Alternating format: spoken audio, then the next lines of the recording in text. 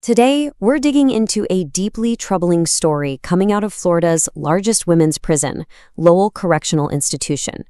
Now, this isn't just about a few bad apples. Based on some really extensive reporting and even federal investigations, we're going to break down what some have called a government-funded criminal enterprise. It's a heavy topic. All right, so here's our game plan. First, we'll get the lay of the land at Lowell.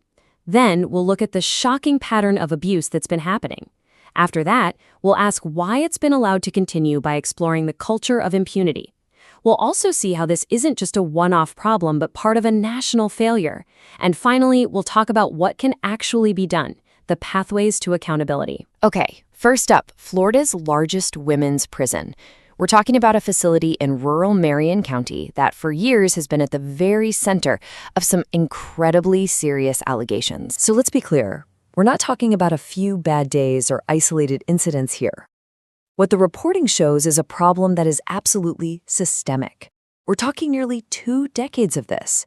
It's a story of a complete institutional failure, where abuse and exploitation aren't just happening at the prison, they've become part of the very fabric of the place. Which brings us right to the heart of it all, a consistent and, frankly, a harrowing pattern of abuse. And it's not just physical violence, though there's plenty of that.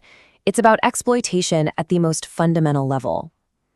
I mean, can you just imagine being forced to trade your own safety, your own body, for something as basic as a bar of soap or a meal? The reports are just full of stories of staff using their power over these women's most basic human needs. It creates this constant, grinding state of fear and coercion. And the abuse, it's just relentless, and it comes from all sides. You've got the sexual coercion we just talked about. Then there's the brutal physical violence. We're talking beatings, hog-tying, chemical sprays, often used as retaliation against anyone who dares to speak up. On top of that, there's the psychological torment, threatening women with solitary confinement to make sure they stay silent. And kind of holding it all together is this chronic medical neglect. Women with really serious health problems are just ignored, and sometimes that has fatal consequences. So let's talk about a specific case that really blew this wide open. The story of an inmate named Cheryl Weimar. After a beating by guards that was described as just brutal, she was left paralyzed. The state of Florida ended up paying a massive settlement. Just look at that number, $4.65 million. It's a staggering amount of money that basically admits just how immense the harm was. But here's the kicker. The state pays out millions for the harm done, right? And yet, not a single guard was ever criminally charged for that beating. Not one. So that begs a question, right? How on earth does that happen? How can there be this much impunity? And that question takes us right into our next section, this culture of impunity. We really have to unpack why accountability just seems to fail over and over again. You know, the most shocking part might be that none of this is a secret. It's not new. These patterns of abuse, they were being documented all the way back in 2006. Then major media outlets put a national spotlight on it in 2015. Cheryl Weimar's case in 2019 highlighted the sheer brutality. And by 2020, you have the U.S. Department of Justice itself saying the conditions violate the Constitution. And yet, nothing fundamentally changed. And if you want to see how broken the system is, just look at these numbers. They're stark. Between 2015 and 2019, you have 161 internal investigations for sexual misconduct by staff. Out of all of those, how many arrests do you think there were? 8. Just 8. That massive gap, it sends a powerful message, doesn't it? It says that the chances of facing any real legal consequences are incredibly slim. Most of the time, officers involved were just allowed to resign or even transferred to another facility. So why? Why is accountability practically non-existent? Well, investigators point to this powerful dynamic they call a good old boy network. You have to remember, Lowell is located in a rural county. A lot of the staff are connected socially, maybe for generations.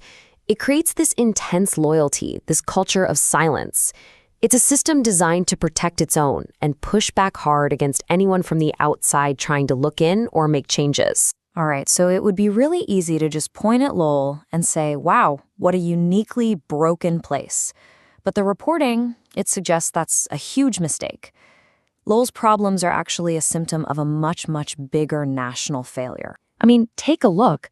When you investigate other women's prisons, say Julia Tutwiler in Alabama or Edna Mahan up in New Jersey, you find the exact same disturbing patterns: systemic sexual abuse, violence, cover-ups, and that same deep-rooted resistance to any kind of reform. So no, this isn't just a Florida problem. It really points to a widespread crisis in how the American correction system treats women, period. Okay, I know. Hearing all this, it's easy to feel pretty hopeless. The scale of the problem is just huge. But here's the thing. The reports don't just lay out the problem, they also offer solutions. So let's turn to our final section and talk about the actual pathways to accountability. So, what can be done? Well, there's actually a really concrete strategy for change. First, get aggressive with legal action. And I mean aggressive, like using federal RICO charges, the kind of laws normally used to go after the mob. Second, demand direct, sustained oversight from the Department of Justice. No more one-and-done reports. Third, build coalitions. Get legal experts and advocacy groups working together. Fourth, you have to mobilize public pressure. Use media, use data, make people aware of what's happening. And finally, and this is so crucial, you have to protect the whistleblowers. Create a real network to support and amplify the voices of the insiders who risk everything to get the truth out. So when you boil it all down, the failures at Lowell are deep, they're systemic, and they're part of this disturbing national pattern. But, and this is the important part, they are not unsolvable. There's a clear roadmap for reform that's been laid out by investigators and advocates. So that leaves us with one last critical question. The map is right there. Who's actually going to follow it?